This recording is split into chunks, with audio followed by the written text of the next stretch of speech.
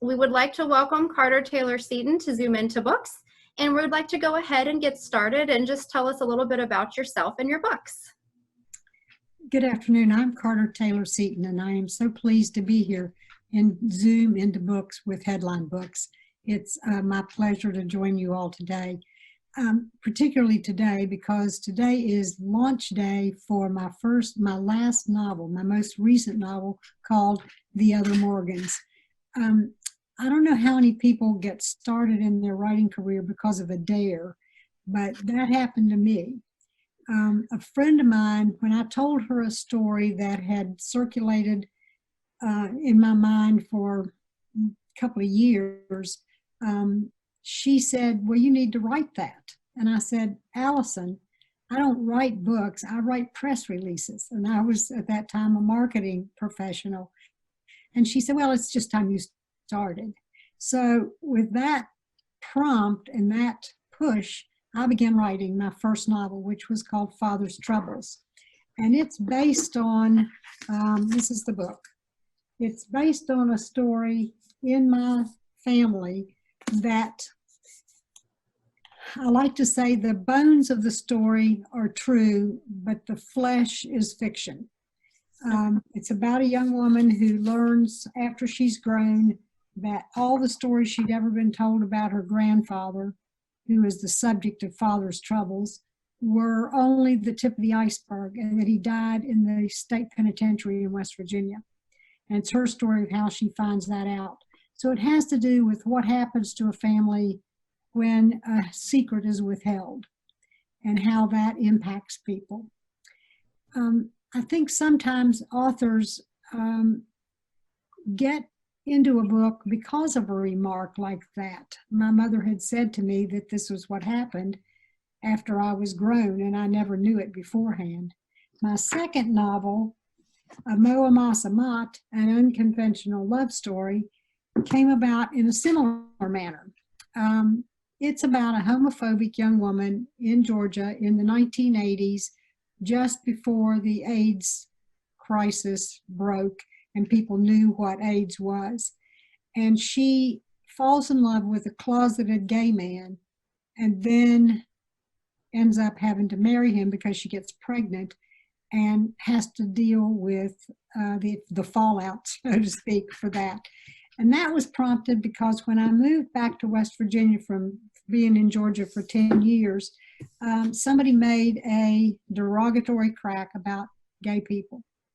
And I had had so many friends in Georgia that were gays and lesbians that it irritated the daylights out of me when that happened. And so I thought, I'm not a soapbox kind of person, but I'm going to write about that. And after I finished that book, I switched from the novel to nonfiction. I was given the opportunity, well, again, a challenge from this same person named Allison, who was my dear friend in Georgia. I had been the director of a craft cooperative for about 15 years in the early 70s. And she asked me one time what the deal was with all of those hippies who came to West Virginia and were selling their arts and crafts at the Mountain State Art and Craft Fair. And I said, gee, I don't know. Is there some tie-in to all of them? And she said, well, you ought to find out. So sure enough, I did. And that became one of my most popular books, which is Hippie Homesteaders.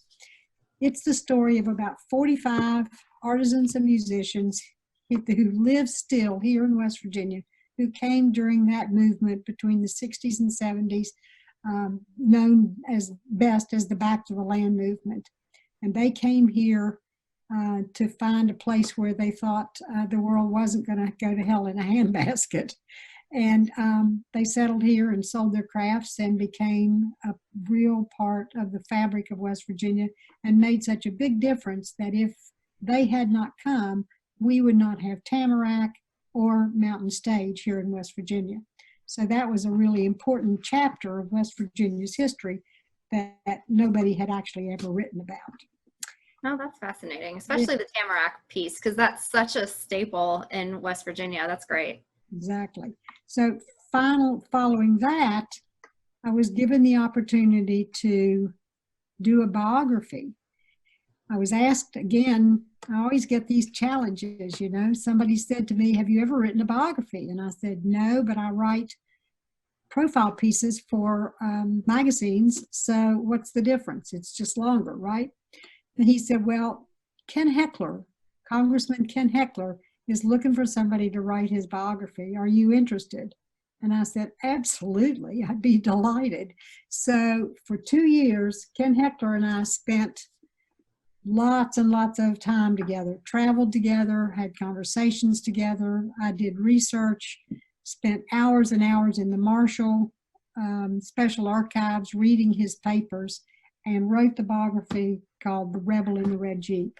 And it is his life story of 100 years from 1914 to the day he died, which was 2016. He was 102 years old when he died.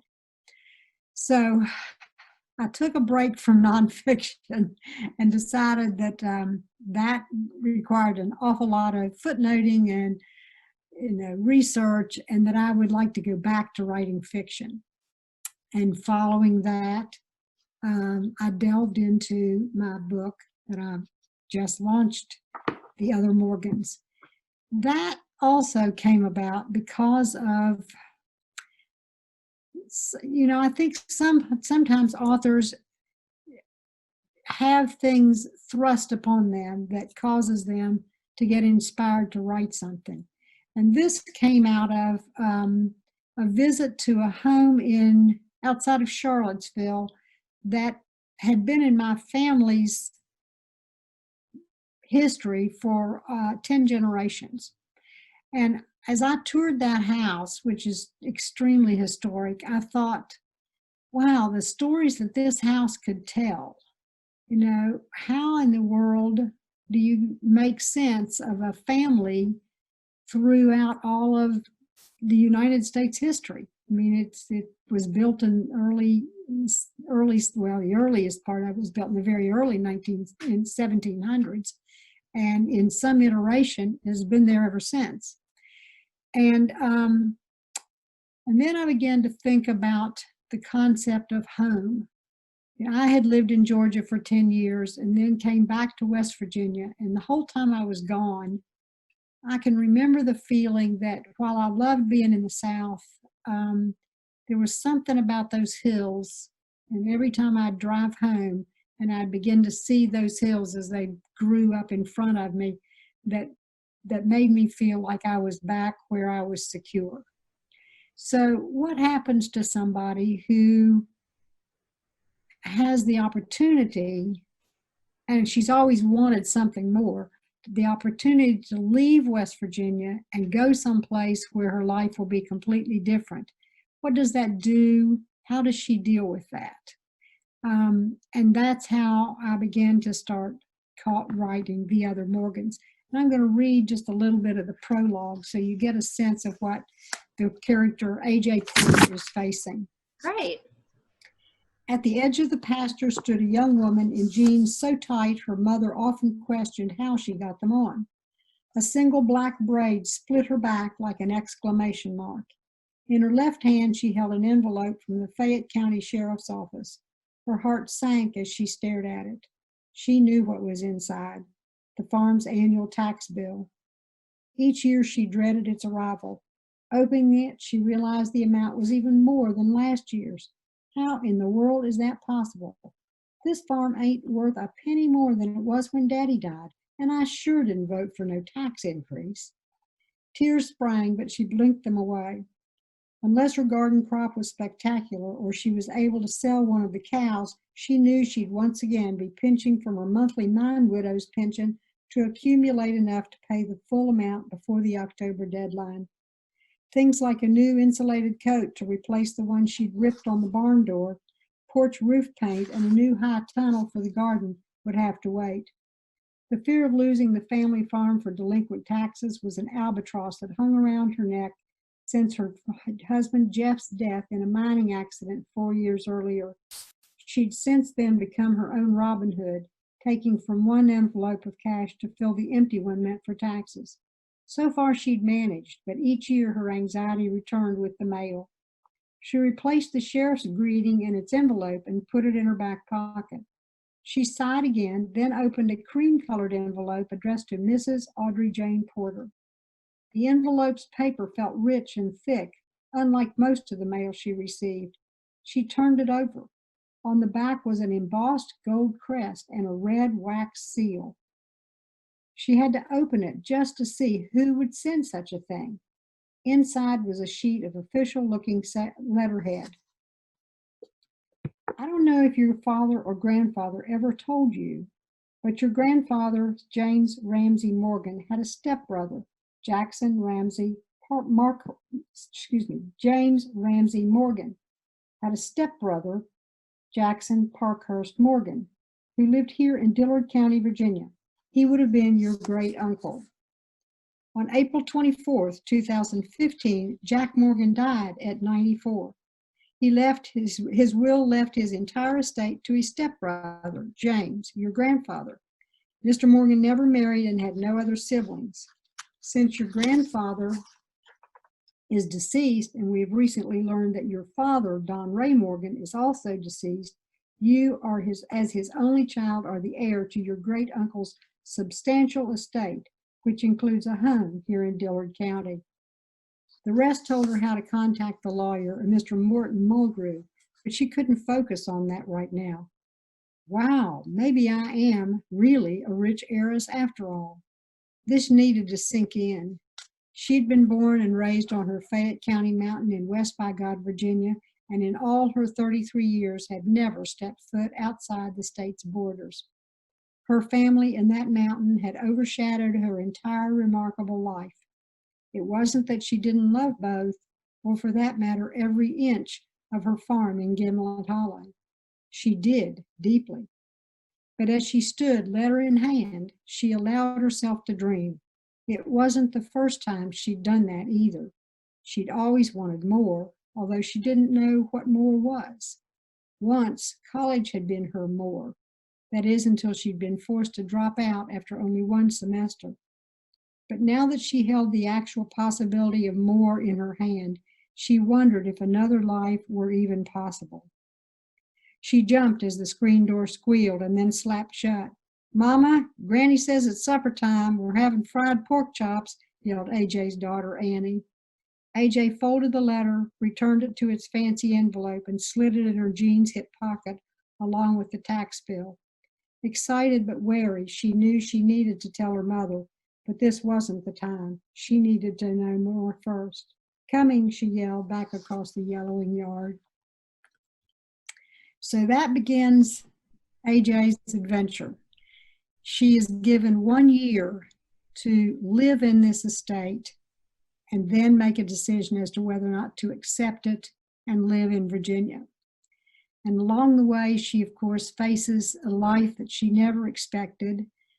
She's talk about culture shock. she's taken out of her environment that she knows. She's put in the situation of having to be in charge of this massive estate, learn how to run really an industrial farm complex, deal with a misogynistic accountant whom she's not real sure is on the straight and narrow. She runs into people who don't even recognize that West Virginia is a different state, and she has to contemplate, what does home mean to her? You know, we always think of home as where we're born, but in this case, she's got a whole family that she didn't know about that was born and raised someplace else. So is that home, or is West Virginia home? And that's the decision she's faced with. And it's kind of like there's a ticking clock, because she's got exactly 1 year to make this decision. So the other Morgans, and there's a reason for that name as well. You'll find that out as you continue to read. Oh, that's great. So if you're just joining us, we are here chatting with Carter Taylor Seaton on Zoom Into Books. And I understand that, you know, you've got ties to Georgia, you've got ties to West Virginia. So do you consider yourself more of an Appalachian writer or more of a Southern writer? Well, by virtue of birth, of course. I'm an Appalachian writer. And I think that those kind of labels are kind of tough to deal with. You know, two of my books don't really, they could be set anywhere. And of course, Amat is set in the South. And the other Morgan sort of straddles the divide between West Virginia and Virginia. But I would say I probably identify more with the themes that that an Appalachian writer deals with, particularly when it comes to this new novel with the sense of home. That's a real deep chord that I think runs through a lot of Appalachian writing, is what does it mean to be an Appalachian? What does it mean to have to deal with the stereotypes that Appalachians are confronted with, and how do you handle that? Mm-hmm. Yeah, those are definitely great topics, very timely too. So I understand that you co-wrote a book with your husband. Can you talk a little bit about that process and how it was to have a co-writer? Yeah. This is the newest. This is also launching in the next couple of days. This is called We Were Legends in Our Own Minds. And this is this was a fun project. It was really like me being a stenographer in a way.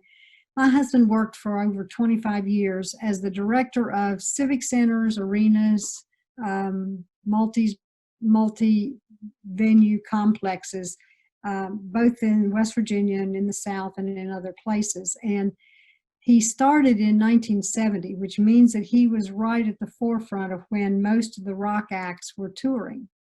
So he was always in these mid-markets, but that was a real hotbed of where these tour groups started, till they got to be really big deals, and then they only went to, like the LA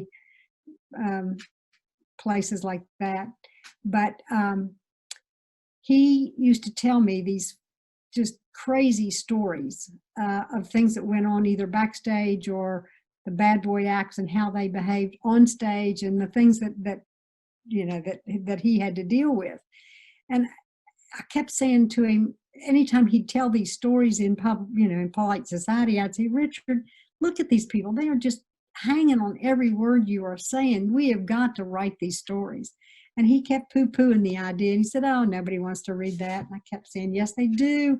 There's all these people out there with these nostalgia tours. You gotta let me write them. So one day he finally said, okay, what would you call this book? And I said, well, let me think about it for a few minutes.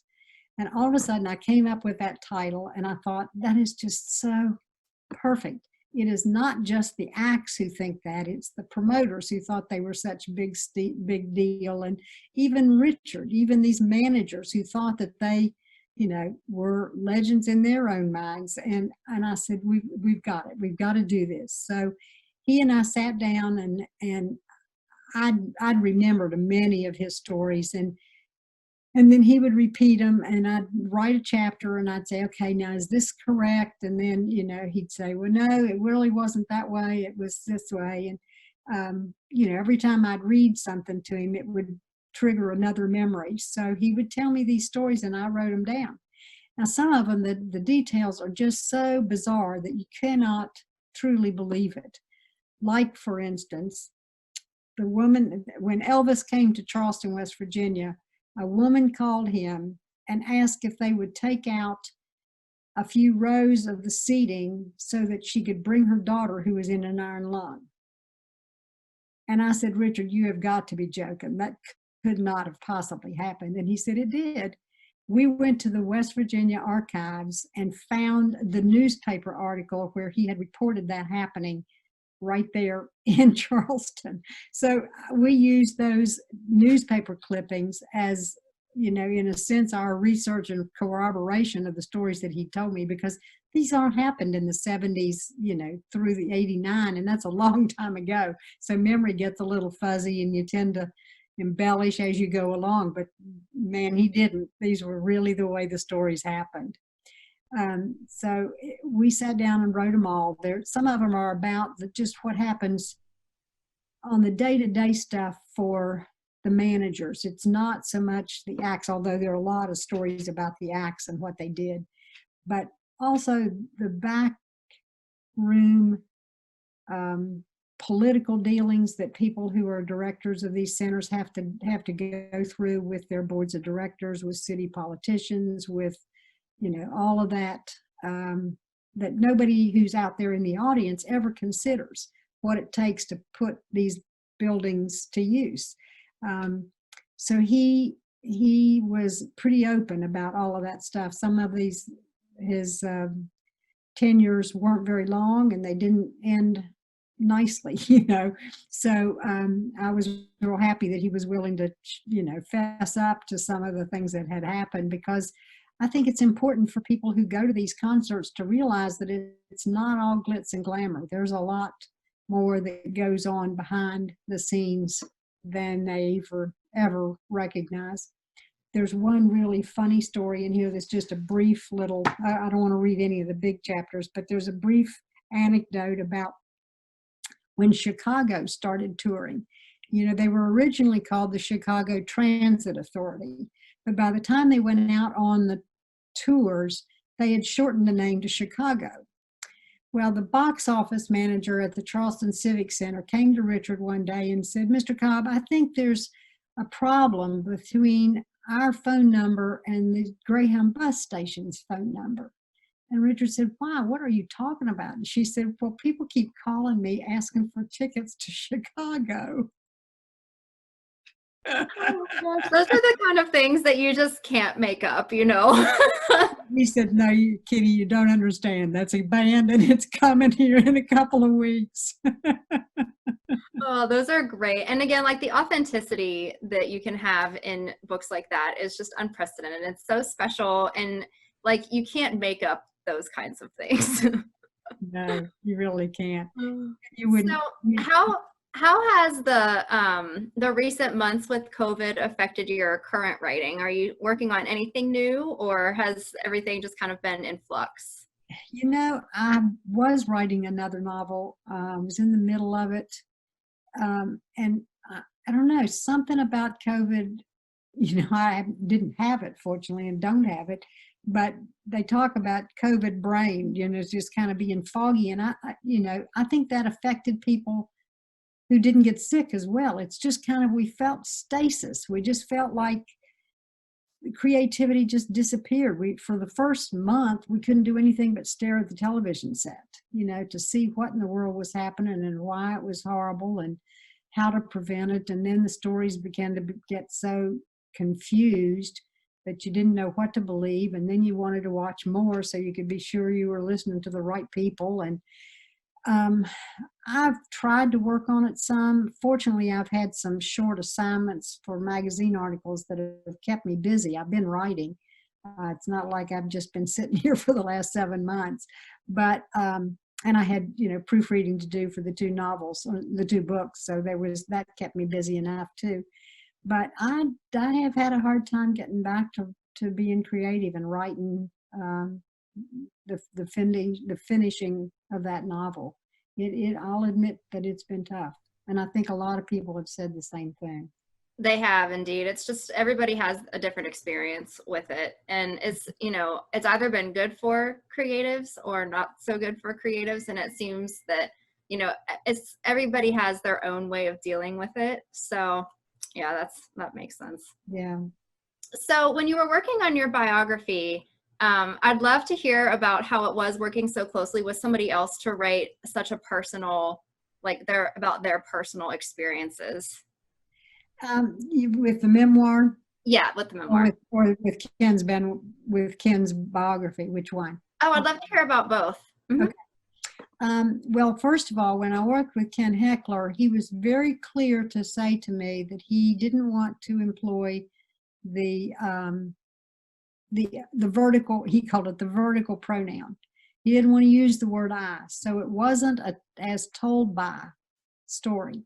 He wanted me to do the research. He wanted to have me listen to him tell the stories, and then write from my perspective what I felt like was important about his life. And that gave me a lot of freedom, because there were some things in Ken's life that made his career a success, but made his personal life a bit of a challenge. He admitted in a letter to somebody that because he never had a very close relationship with his parents, he wasn't able to form relationships with other women, And matter of fact, his mother told him that women would be an albatross around his neck. And he made up for that by being so gregarious to the public that it supplanted a personal relationship until he was 99 years old. He finally got married at 99. Yeah, that was a shock, wasn't it? And so I think if he had not given me the permission to write it from my perspective, I wouldn't have been able to draw that out, to know what made Ken Hechler Ken Hechler, because I think that was key to his personality and his success as a politician.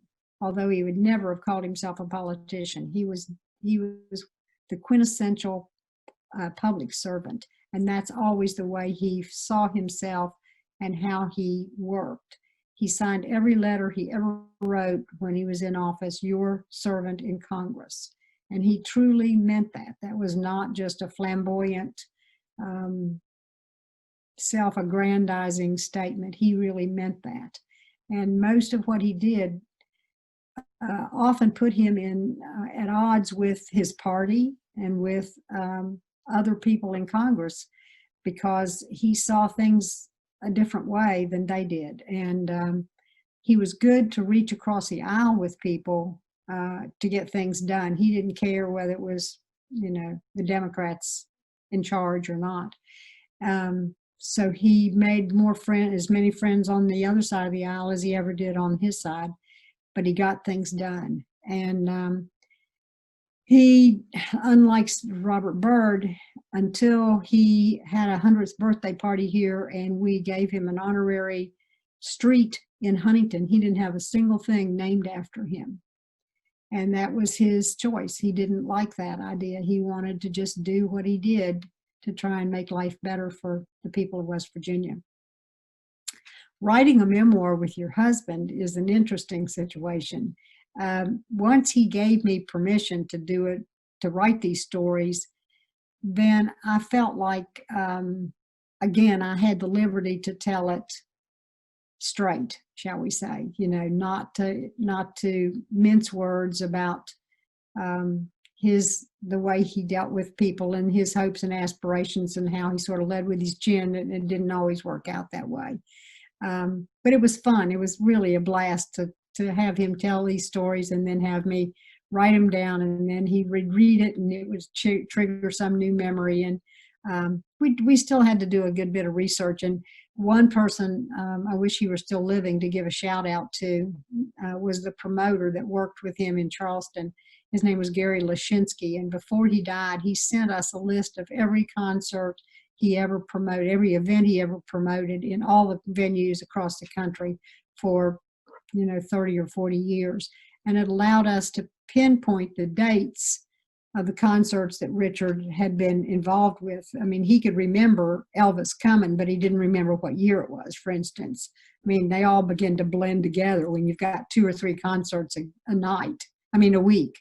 And so this list of Gary's was key in helping us keep the chronology straight. But I would write. I would then read him parts of it. Then I would print out a chapter. He would read it, and then I'd edit, and then I'd read it again. And it was a process. Oh yes, like so many creative things are, and you don't even realize how much goes into it until you look back on what you have done. And at that point, you're like, well, there were a lot of moving parts that had to come together for this. And it's got a lot of wonderful pictures in it too. So that's a plus for the book. Yeah. Oh, absolutely. So you write in multiple genres. Can you talk a little bit about that? Because a lot of times authors will just write, just children's books or just in fiction, and you seem to dabble across the board. So I'd love to hear about if the process is different when you're working on a book in a different genre versus another one. Well, because I was a marketing professional in my career, and I was an English major at school at Marshall, um, I think I was fairly well steeped in both things. I was thinking about that last night. One of the things I loved the best about being an English major was writing term papers. So that gave me a big background in how to do research. So that's not something that I, shied away from or didn't know how to do. I learned early on, back before there was Google, how you went to the library and went into the stacks and wrote, your bibliography and got your headline, got your footnotes done properly. So I credit my English teachers at Marshall for teaching me how to do that. But like I said earlier, the challenge to write something in fiction was a little scarier, actually, because then you got to think it all up yourself. It's not, you can't go find out what the research is. You got to dream it up yourself. And that's maybe why my novels do have some shred of reality in them. They're while they're not true, they have some basis in fact that I work off of in order to get the story going.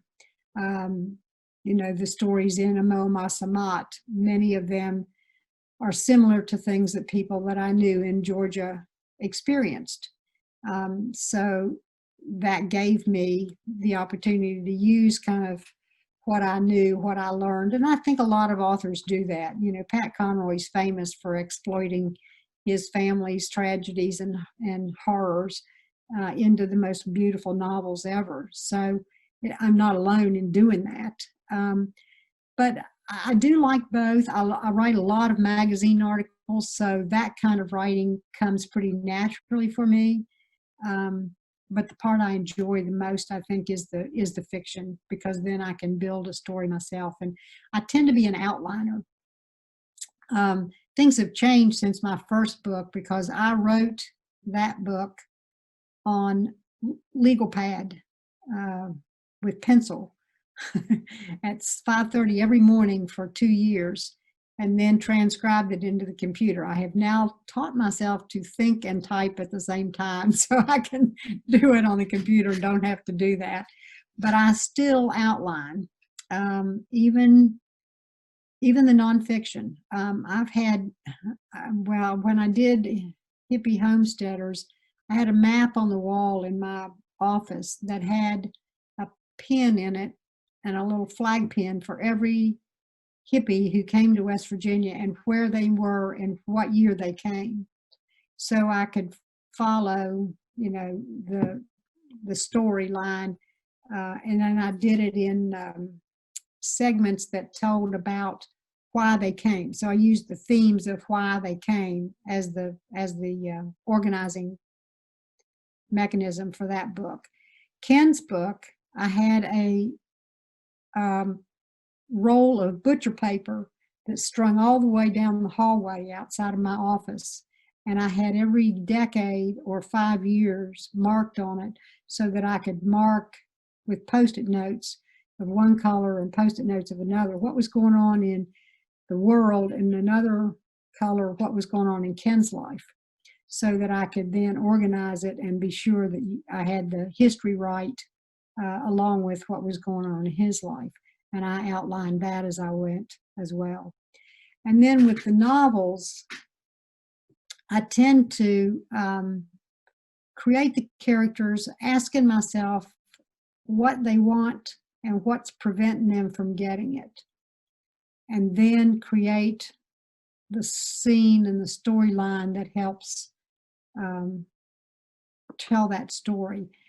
Sometimes it's a question and answer kind of thing. You pose a question, you just find the solution, and then that always sets them up for another question, another problem. So there are different ways in which I organize the novels, depending on, whether it's totally character driven or whether there are two main characters in the book. Like Father's Troubles has two time frames. It's got the grandfather's story and the granddaughter's story. So those are both, they both had to have different outlines, and then they were interspersed throughout the book. So I think outlining for me is a good device. I think one of the problems I'm having with this current work in progress, which doesn't have a name yet, is that I didn't outline. I decided to try it without. And that's proven to be a handicap because now I'm not sure where I'm going at this point. So I've got to go back and think that once I can get my brain back out of COVID and into being creative. That's the truth. Yeah.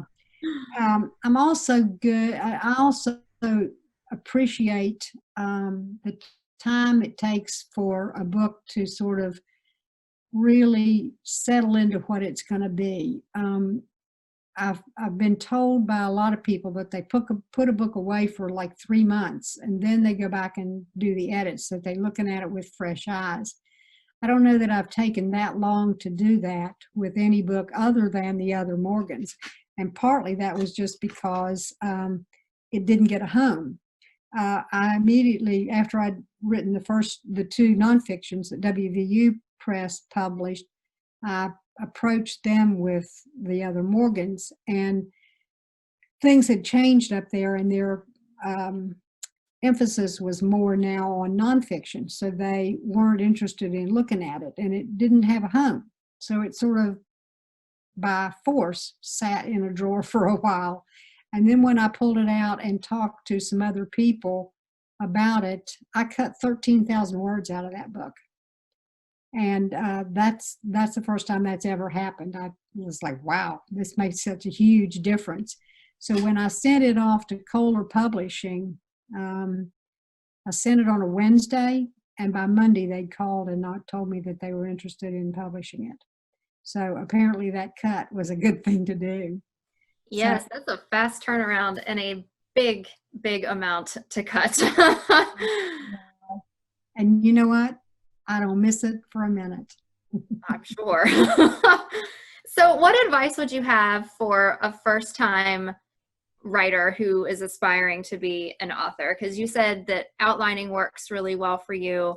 But everybody kind of has to come into their process on their own. So I'd love to hear any advice that you could give somebody out there listening right now who is aspiring to create their own stories. Well, I love the advice that Anne Lamott gives. And she always says that you should write it, first of all, for yourself. Don't worry about what the market is like or who might publish it. Write something. If you are absolutely compelled to tell a story, write it. And don't worry about it being a really awful bad draft. She uses an expletive with that, but she says everybody gets to write the bad first draft and then go back and fix it. And I think that's really the best advice that anybody can give. You just need to sit down and do it. It's the old Nike thing, just do it. Keep your butt in a chair and write. It's a discipline in a way. If you don't keep writing, it's kind of like the physics law that a body in motion tends to stay in motion and a body at rest tends to stay at rest. Well, if you keep writing, then you are continuing to exercise that muscle, that writing muscle, that brain, that imagination, that ability to craft a good sentence. And if you don't do it, you won't do it. And I think that you just have to keep at it. Once you've done it, and once you're to the point where you've got a book that you're proofreading, I have another tip, and that is to read it backwards by line. Don't read paragraphs. Don't read pages. Read it line by line, because then it makes no sense to you. And all you're doing is catching the typos, the inconsistencies, the weird words you've used that shouldn't be there. And if you're reading it front to back, you're reading content and you get caught up in what you wrote.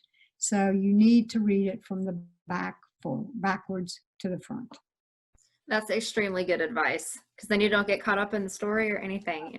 Right. So are you involved with conferences and events? Obviously, everything this year has been canceled, but outside of COVID, do you travel and speak, and can people contact you to speak to Yes, I writers love group? doing that. I love doing um, presentations wherever anybody wants me to come, and I love going to conferences. There's always something you can learn from conferences. And one of the best things from going to any conference is the people that you meet, the contacts you make. And I'm involved in a couple of writing groups that meet on a regular basis that help either encourage you or workshop what you've written. I've been to the West Virginia Writers Conference for many, many years, and I can always learn something from any of those. So yes, I totally support those. And for a beginning writer, that's one of the best things they can do is go take a workshop, go to a conference. I agree. And it's also nice when you're at those events that you're surrounded by people of a like mind, because you are all learning the same thing that you're all interested in. So of course you're going to spark, better discussions. You're going to have better brainstorming sessions. It's a great setting to be in, especially like you said, for people who are just starting out. And I think you also realize that you're not alone. Sometimes you sit in this bubble and you write and you think, I'm the only person who's experiencing this agony, this, this pain, this unsureness. And you find out you're not at all.